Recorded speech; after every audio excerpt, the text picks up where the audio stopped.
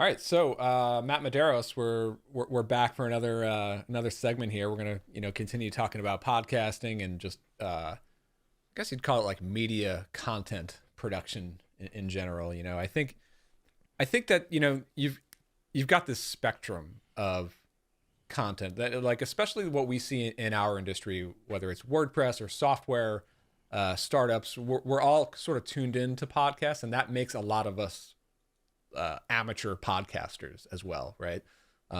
Like, unlike other industries, I don't think other industries are podcasting nonstop about what they're working on, but us web people, No. like we can't help it but speak into the internet, right? So we've got a lot of these amateurs like myself who just will buy a fancy microphone and hit record and maybe hack our way through editing or maybe hire an editor, but like, how can we like up our game in terms of production and also like streamlining? That's what I want to try to understand in this conversation here, because like in my what I'm trying to do right now with this new show is I want to keep the level of quality high. I want to have really good conversations, but I cannot spend all my time doing this. I just want to hop on a call like this 3 times a month and hand off the rest to my editor, producer, and just have it published. Like that's sort of the goal, and I feel like I'm figuring that out again for like the 10th time around. I never quite cracked it. So Yeah. so I mean, I guess let's start there. Like, what are some? You've been doing this for many years. Like, what are some like low-hanging fruit like processes or workflows that have just saved you a ton of time and like really started to click in terms of your workflow? Sure. So to correct your label, you call yourself an amateur, but you've been doing it probably just as long as I have, because the first podcast I was ever on was your podcast with Dave from way back in the day. Oh wow. And that's where Bootstrap Web started off, right? That was the name of it, if I recall correctly. No, right? And the one that was with Dave Yankovic. This was back in like 2010. It must have been around then. Freelance Jam, was that what that was called? Oh, might have been. That might. Yeah. Have been So that what was a it's set called. that wasn't Bootstrap Web. Bootstrap Web started a Okay. couple years later, but yeah, Yeah, that was a lot of fun. So you're much more advanced than, although you might I don't feel know. like an amateur. I see people who are just starting out; they are amateurs. Nothing wrong with that. So, number one, it's just like, where the heck are you going to go with this podcast? A lot of people just, it's so cliche to talk about goal setting and like striving for that goal and having stuff written down. But let me tell you, once you get through the first 10 episodes of your podcast, that's where you begin to hate it. So if you don't have a North Star anymore, that's when it becomes really difficult, and that's when you start flip-flopping all over the place. And what I learned early on is try to marry that goal, especially if you're a busy person, try to marry that goal with a season or a story arc and something that you can just put a little end chapter in. Yeah, take a breather. Because take a breather. 100%. That's what I do. That's what we do with our 3 Eclipse podcast. It's 8 episodes. Take a month break. Another season starts. Different story arc, etc. That just gives you so much time to just take a break and just reassess if things are working. And if they're not working, you get to recharge and maybe take it down a different path. Setting that really critically thinking about like the premise of your show, like, wow, who am I? Why am I doing this? And who am I addressing with this content? And if you're really into editing or not, it doesn't really matter, but really think critically about 1, maybe 2 topics, because if it's just an open-ended conversation, that's where the wheels eventually start to fall off. It might not happen in every episode, but you'll eventually get a guess where it falls off. And let me zoom out and frame how I approach that. So another key thing to my workflow is the pre-interview. So especially if I don't know the person who I'm talking to, 99.9% of the time, the person who's on my shows, I'm reaching out to. Very rarely do I ever allow anyone who pitches me, because the pitches are all terrible. Yeah, totally. So I'll hit somebody with, hey, I'd love to chat with you about this topic I saw you talking about on Twitter. Is that interesting to you? They say yes, or they'd like to learn more. no problem. Here's my Savvy Cal. It's just a 15-minute chat, and I'm just going to give you like a brief technical overview. This is what it's like to be on a podcast. This is what I need from you. And then give me 1 or 2 things that you're amazing at talking about. So you have the call as this is not recorded. This is pre-interview. This is not recorded. Yeah. I just want to talk to you and I want to hear from you only the 1 or 2, mainly 1 thing that you're really great at talking about. Like if you had a room full of people, what's the one thing? Because that's ultimately going to be the best thing you're going to get out of somebody. Yeah. Right. If you start talking to somebody who's like a developer, which I fall into that too, interviewing people about WordPress, they're developers. They don't tell me about your marketing. Well, they're terrible at marketing. So then like the conversation is just terrible about marketing. So I try to get that one thing that somebody's awesome. That's a really good point. About. As you saw with this show, I'm using my tool ZipMessage to do that pre-interview, basically asynchronously, because again, I'm trying to, I completely agree. The value of a pre-interview, some sort of plan, like a game plan in terms of what the topics are going to be, is so valuable. Because I've been a guest on so many podcasts where I show up for the podcast and they don't even know like what I do. Like they're just asking me a list of 10 questions that they ask the same questions to every guest. So I really love the value of the pre-interview, but again, I can't spend like an extra hour or a half hour in addition to the actual recording because I have a business to run. So I'm using ZipMessage to sort of like async that into a more efficient workflow. But I like what you're saying. I think where I'm falling short on that is I do go to guests currently with like 2 topic ideas that I think are really interesting, but I should open it up more to say like, what's something that you really want to talk about, especially something that you haven't talked about elsewhere.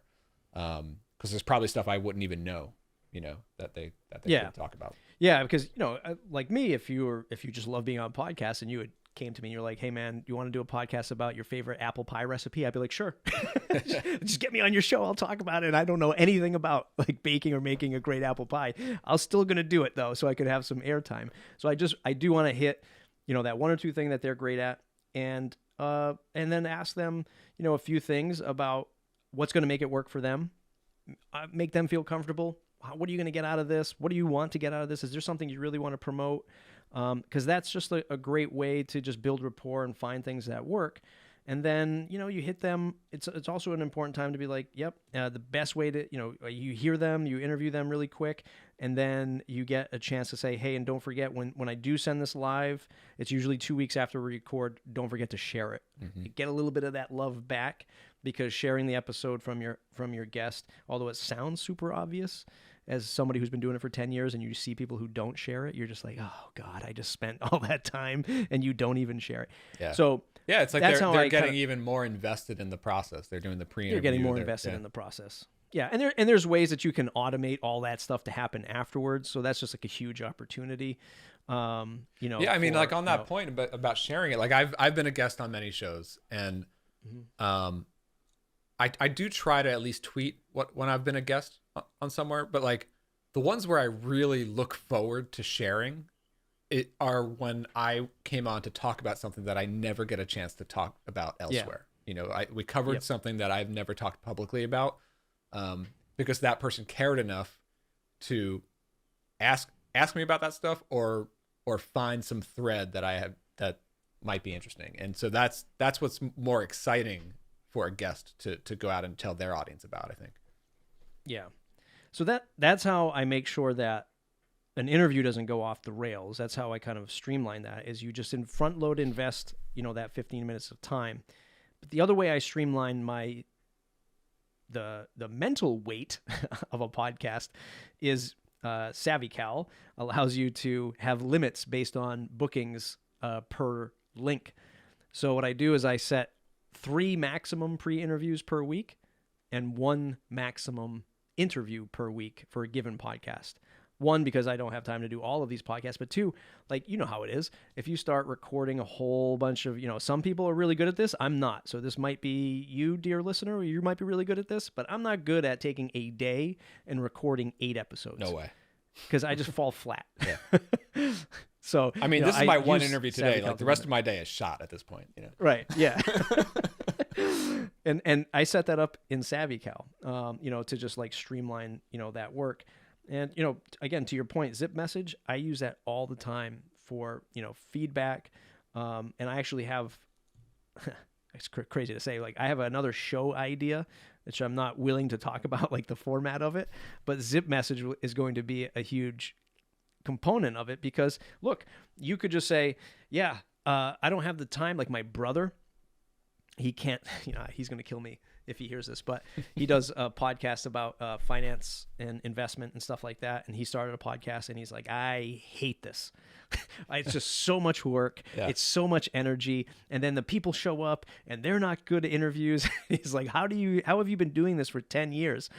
You know, and you could use a tool like Zip Message and just get a bunch of answers recorded, and then you just edit it together with you just saying the question. So if you don't even want to talk to people, you could do that. So, you know, I have been totally experimenting with that, with using Zip Message for podcasting. And I'm curious to hear your thoughts on this. The way that I actually started doing this last year, I had about 4 or 5 guests where we were recording the entire interview asynchronously using Zip Message. You know, I did one with like Chris Lemma, one with Derek from SavvyCal, one with 80 PNR, and it was kind of cool because I could send them a Zip message. They send something back. They share their screen. They showed me a tour of their workspace. Like you get all this cool footage, but the challenge that I had with that format asynchronously for a podcast is that, again, it comes back to the time investment, because it's not just like 1 hour, we get it all recorded. It ended up being an entire week project of every single day, me or 80 are going back and forth like once or twice with a message to get the whole thing finished before Friday, you know? Yeah. So that was sort of challenging, and it didn't really go much, you know, past like the 4 conversations that I had that way for the podcast. But now with this show, I'm using Zip Message, one for that pre-interview, like we talked about, to sort of plan. But then the other thing is, I have the same 3 questions that I'm asking everyone, like rapid fire questions. Give me one favorite podcast, one favorite book, and one favorite music artist or album. And I'm having them respond to those asynchronously through Zip Message. And then I'm going to compile those into like one episode of like 5 favorite books from 5 different people, you know? Yeah. And I actually like that a little bit better because, first of all, our conversation here is better to have live because we're just talking through this thing. But those rapid fire questions, like I've been asked sort of rapid fires as a guest on other shows, and I'm never ready for them. Like I never have a rapid fire answer that's ready to go. So it's always a terrible answer. And I think it's kind of cool if someone can like sort of just the whole value of async in general. It gives you space to think about it and prepare, and then you know, and it's just a single question and answer, so we can, you know, edit it into the show. Yeah, I think if you are like where I think Zip Message or asynchronous recording really shines would be if you're doing a narrated podcast. Yeah. You know, if you think about, I don't know, you think, again, we go back to what we talked about in segment 1, we talked about like local news. You know, if you'd imagine, I don't know, some big event happens at the power plant and the reporter goes down there and she interviews a bunch of people did you see the explosion? You know, and they all start giving her feedback. She's got her field recorder. She's recording everybody. And then she goes back to the office and then she, you know, edits that and pares it all down to a 2-minute, you know, radio segment. That's where something like a Zip Message affords you that flexibility to, hey, I'm gonna send this out to a dozen people. You get all that B-roll or field footage or field recording. My producer will probably kill me what the proper term is. And then you just have that in front of you and you get to pick the best moments of it and then pare it all down. Yeah, you're definitely going to take a lot more time, but it'd be not as much time having 12 individual phone calls. For sure. That's for sure. Yeah. So your editing time will still be probably lengthy, but your time spent interviewing folks way faster, way easier. Yeah, I love it.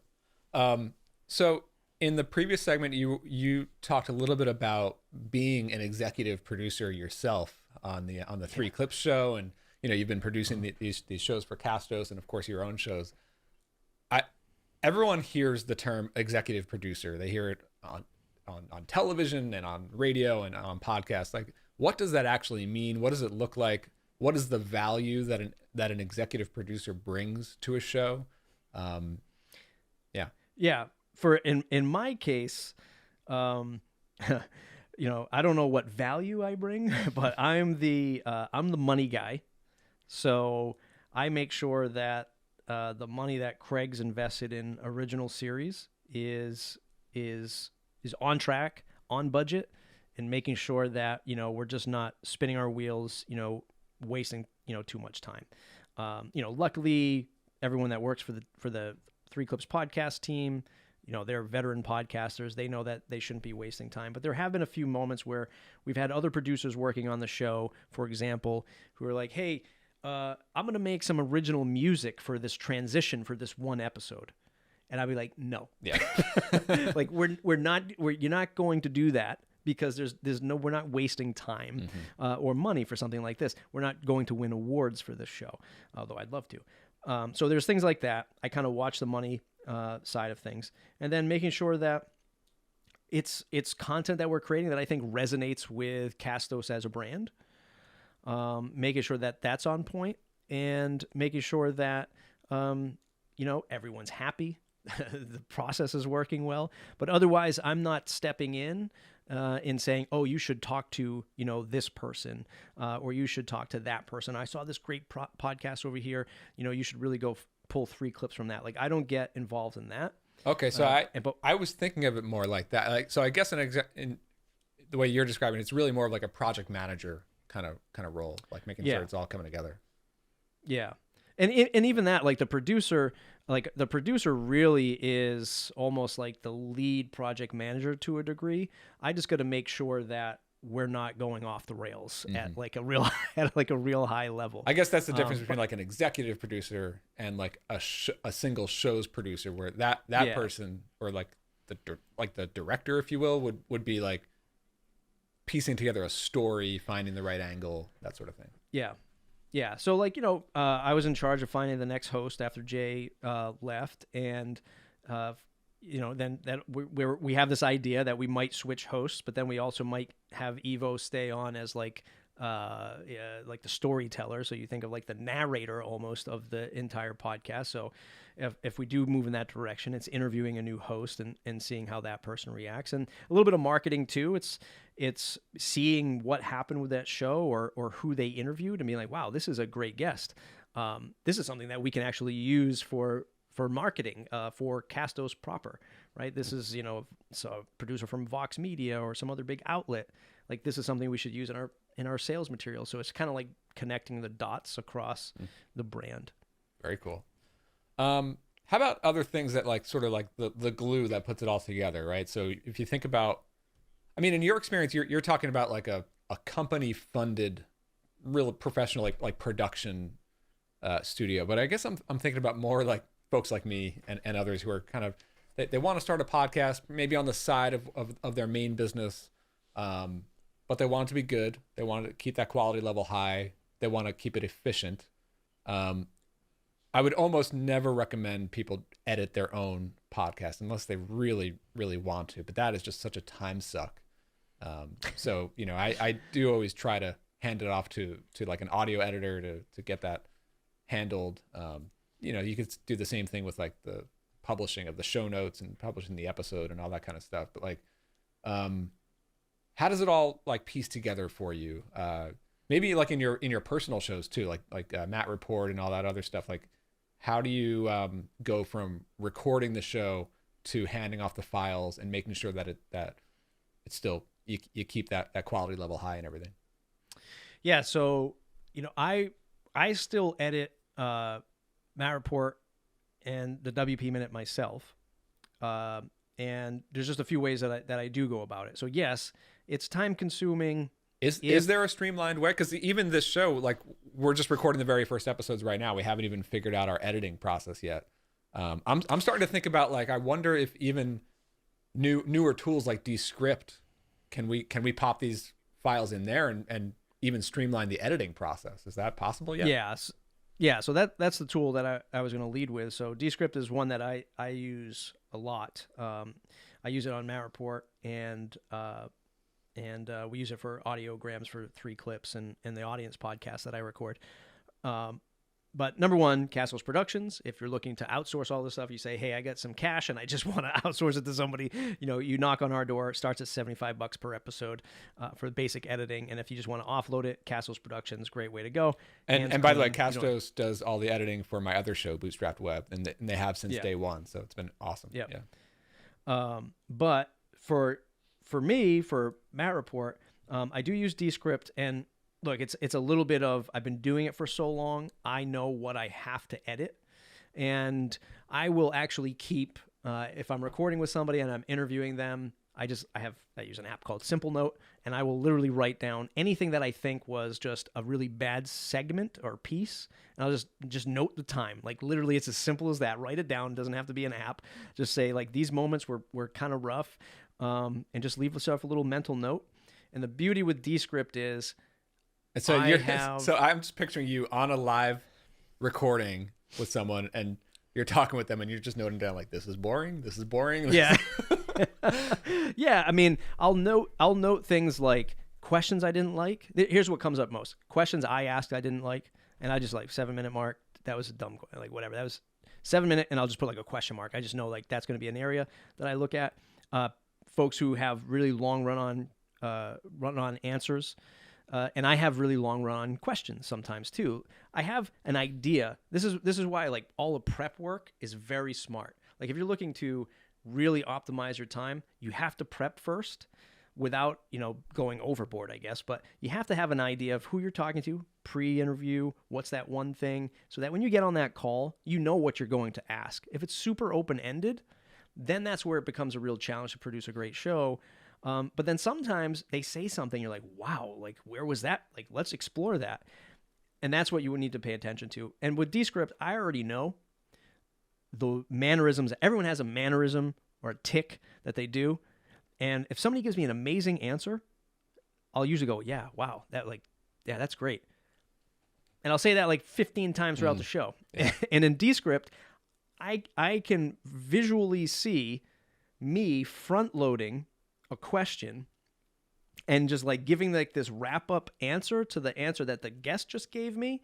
And I like give my little 2 cents because I'm just kind of building rapport with the person. And in Descript, I can just say, yep, delete that. Cut it all out. So, yep.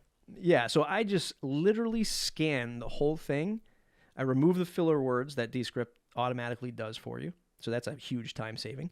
And then I just go through and I just chop all the big paragraphs of me talking. And I just drill it down to the question. And so the cool thing for those who don't know with Descript is you're literally editing text. You're taking the transcript of the audio, and you're not editing it. What a traditional audio editor would do is like editing the waveforms. You're literally going word by word in the transcript, and you can edit it like a text document. So what I'm wondering is it good enough yet to actually edit a podcast that way?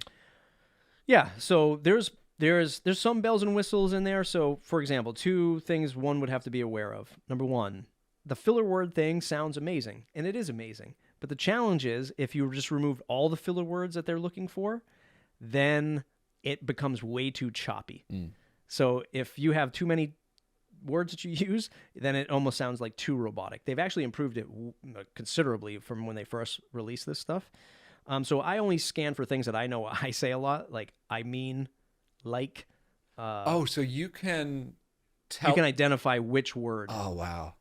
Oh, that's cool. I didn't know that you can. I thought it just sort of like randomly finds like ums and stuff like that. Yeah, so you can check off like which word you want it to find, and I just clean up those choice words, and then I do listen through. I listen through at 2x speed as I edit and chop some chunks out, and Descript is great for that. You want to do an intro and an outro, it's good. I do take it a step further because I like to make perfect transitions with like sound, not perfect, but like I feel like I want to do some stuff that's a little bit more accurate. Descript doesn't do multi-track that well yet. So I export it into a program called Hindenburg. This is equates to something like a GarageBand, an Audacity, Adobe Audition. Mm-hmm. And then I just do the final, like, I do the cold open at the beginning. So I find a great clip from the show, 30 seconds, put it at the front, do my ad for who sponsors the show, music bed. I do a 1-minute monologue into the show, and then the rest of the meat of the show plays. Super cool. So I do the final edits in Hindenburg. You could use something like Audacity, but Hindenburg is really easy to use and also powerful. It's a nice balance. Super cool. So again, like right now, we haven't even started doing any post-production on these first episodes yet. We will start this in March. But I'm actually working with a writer, and she's been writing some fantastic articles and stuff for Zip Message. And the plan is to have her do the editing for this show. And she's not traditionally a podcast editor. I'm wondering, because my thought is we could use a tool like Descript, because it's literally like editing text. And we'll figure out the kinks and kind of dial in the, getting rid of the unwanted words and stuff like that. But I'm wondering if that's where the future of podcast post-production is going. It might be a little unfortunate for the audio editor, the freelance audio editors out there. There's a lot of them, but like with tools like this, like, because it's nice to have the podcast editing task go hand in hand with the writing task that would go along with, whether it's writing the show notes or spinning off a whole article idea based on what was said. If the same person is able to edit the podcast using something like Descript and then also write articles or write social media posts for it, that seems like a pretty efficient way. Yeah, I mean, a few points on that. So it's going to turn into like a Descript show, but like one of the things that you would find really enjoyable working with somebody who's not a podcast editor primarily is the collaboration features. So just like you can comment on a Google Doc, you can comment and have a conversation inside a Descript doc. So like what I do with some of my team on the 3 Clips podcast, they make the audiograms in Descript. So they'll just comment and say, hey, Matt, what do you think about this clip right here? So all they have to do is select the paragraph of text and tag me and just say, hey, Matt, what do you think about this clip for the audiogram? So like that back and forth is really cool. You can do things with Descript. You can train your voice. And if you said the wrong word, like literally said the wrong word, your editor could type the word in and you would say that word. Yeah, they're doing which they is have bonkers. like crazy like voice what do they call that? Like you there's this thing where you can like basically you read a script for like 10 minutes and then you can have it say anything as you in the future. It's crazy. Yeah, it's hours. You have to train it for like a few hours to get it like really, really accurate. But they give you like this whole script that you read. Whatever. So basically, I'm only going to record 3 episodes of this podcast, and the next 50 are going to be like AI. Right? Yeah. No. Now the challenge is like they have this new feature called Studio Sound. So I already told you about one of the things where like the removing the filler words still isn't perfect. If you say a lot of them, it's no magic bullet. So if you're like every other sentence, you just can't fix it. But they have this thing called Studio Sound, and it is supposed to say, their marketing term is, it doesn't matter what kind of microphone you use, we'll make it sound like you're in a studio. It does not work. It doesn't even work with this microphone, which is in an untreated room, and I'm not using my good mixer, which is at my studio. It does not do, even with this $400 microphone, you can tell it's super computerized. You sound like a robot, and it's just way too much. So, they're trying these things on the fringes, and it sounds all cool, but at the end of the day, good sound before it goes into the computer is still the most important. And the better you are at verbally talking is going to be better for that stuff. Interesting. It's so cool. I mean, I can't really... I've played around with Descript, and by the way, folks at Descript, I'm going to be sending you the invoice for sponsoring this episode. No kidding. But yeah, like I can't wait to get in there and just see like what we can do with it from a process standpoint. But while still getting the quality taken care of. Yeah. I did want to touch on you sort of talked about it a little bit with audiograms and stuff. So, all right, after the actual episode itself is published or like edited and then published, what's usually happening in your experience, like what's like making the most impact? I mean, we see the audiograms come across Twitter and stuff. So between that and like email newsletters and having the guests share out what that they were on a show, like what other sort of like post-publishing things are you looking to do? Yeah, I mean, for the stuff that we do, everything can always get better. And it's everything else you do around the podcast that makes a podcast successful. So again, just the mere fact that you do the podcast doesn't make it a success. You still have to have the chops to at least do the audiograms, the social posting, and the email. And if you can button that up with, a blog post that hopefully gets some, SEO and some inbound keywords, like those are the 4 pillars that your podcasts are going to stand on. For me, look, I'm just super limited in time, right? For like all the side stuff. But for the audience podcast and for 3 clips, it's exactly that. We run 2 audiograms every week for a given episode. We send it out to our newsletter. Everyone gets a blog post, and then sometimes I'll double that with like a little mini video on our YouTube channel. So if it's something that's really cool or like really newsworthy, I'll do a video on it, or vice versa. I'll do a video and turn that into a podcast, which then becomes part of the social and the email and the blog post. I was going to ask about the video piece too. I'm still thinking through what my plan is for my plan was to just straight export out this video from Riverside and just put that basically as is up on the YouTube channel. I guess it would have to be like before we edit it together for an audio episode, because you're cutting out pieces, right? So you sort of need like the raw footage on the video. But I mean, what's your take on that? Like, should most podcasts release the whole thing as a video, or just go for like the most interesting 5-minute clip, or don't even need it? Back to Descript, you can also edit video. Okay. So there's that. Again, the challenge is you gotta just be careful with Descript. The disclaimer is if you use the filler word removal tool, it will then remove all the filler words in the video. So then you start looking like super choppy, on video. So you just have to be wary of that. And you can set up a project in Descript and have like a fresh copy, and you're only going to use that in video, and then the other copy could just be for the audio, and you edit that deeper, whatever. Look, like everything else, it really depends on how much time you want to invest in it.